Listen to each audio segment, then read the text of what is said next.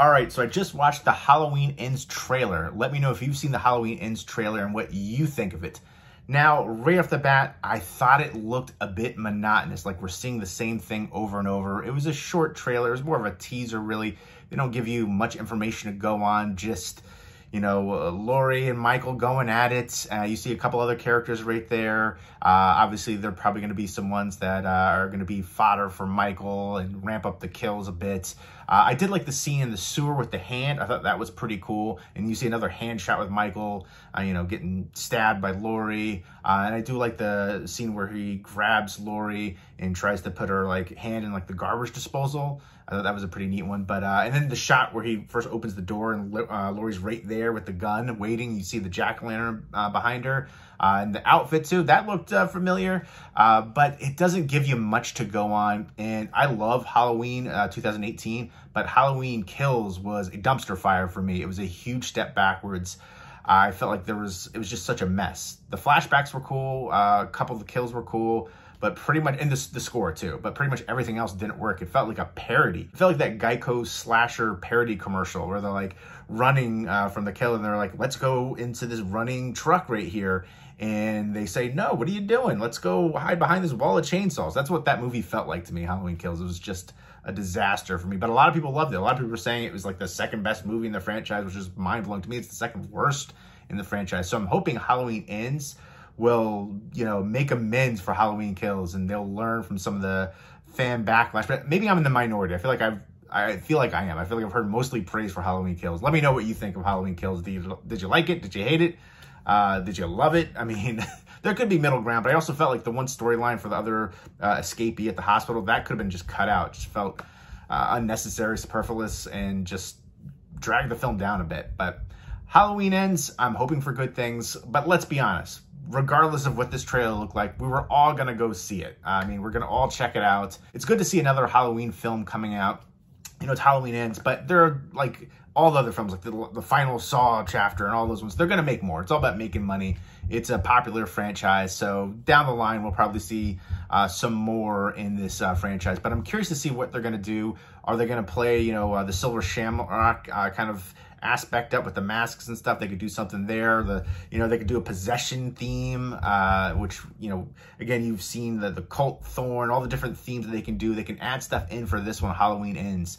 And, you know, there's talk about them using the COVID aspect here too, because this is going to be like in real time. It's a time jump. I think it's 4 years after Halloween Kills. So they're playing it, you know, real time. And, you know, Laurie's had time to recover and she's regaining her strength and her life. And she's, you know, Allison's there. And, you know, obviously you get the showdown. She's a stronger character. I feel like that was another issue that I had with Halloween Kills. They kind of just wasted Laurie's character. And it felt like this whole trilogy was all about them, you know, tying together and it coming to a boil. So I feel like, again, that was a misstep on Halloween Kills. But this one, it looks like they're heeding everybody's, you know, criticism of that aspect and going in the right direction where it's going to be a showdown. But again, it looks a bit monotonous. It looks like we've seen this over and over and over. Are they going to do something new? Are they going to do something unique? I did like that you see, obviously he's in the sewer, so there's a different location there, and you see lots of Halloween stuff going on. So that's all awesome. Looks like it's going to be atmospheric. It's going to be some good cinematography and shooting locations and stuff like that. But I want something a little bit more this time. I want it to stand out. So this will conclude this, you know, David Gordon Green Halloween trilogy. Let me know what you think of the first two, Halloween 2018, Halloween Kills, and let me know what you think of the franchise overall, what your second favorite movie is in the franchise, your third favorite movie. I know Season of the Witch gets a lot of criticism because it doesn't have Michael Myers, but they were going to go in a different direction with, you know, kind of anthology-esque, if that one did well, but it didn't. Personally, I love Halloween Season of the Witch. It's a great Halloween horror-themed movie. But Halloween 2 is amazing for me. I like the Rob Zombie ones. I know people hate those ones, but I feel like if it wasn't for Rob Zombie and the brutality and gore and violence that he brought to those films, we wouldn't have that same kind of aspect in this new trilogy, that brutality. And Tyler Mane was so good as Michael Myers, and Jude Courtney is phenomenal here too. So I'm looking forward to seeing what he does again in this role. And the mask looked awesome. He looked awesome, you know, very shadowy and stalking and stuff like that. So I appreciate that aspect, but it didn't give you a lot to go on, so I'm looking forward to seeing what the next trailer will look like. But regardless, we're all going to check it out in October, and I am excited for another Halloween movie. It is a classic franchise. Michael Myers is an icon. And another thing with Halloween Kills, they made Michael Myers supernatural again. He was like the Terminator at the end of Halloween Kills. So that's another aspect. I feel like with him being supernatural again, they could play up that possession aspect, which they used in Halloween 4. So that could be a theme. I think that could be an interesting idea with certain characters that I have, that I'm thinking of. I don't know if it's going to play out that way, but it would be interesting. And I'd give myself a pat in the back if I was right, but we shall see.